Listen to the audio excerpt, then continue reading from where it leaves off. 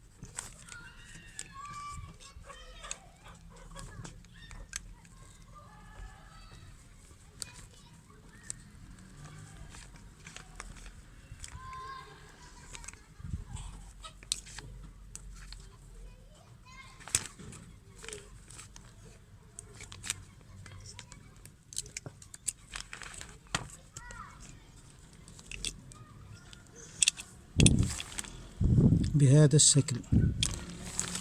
ثم نضع الجوان في مكانه.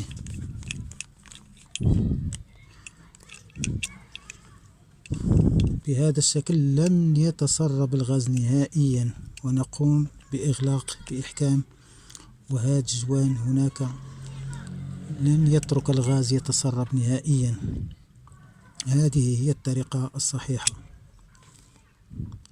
جوان فوق وجوان تحت. طريقة سهلة وبسيطة جدا.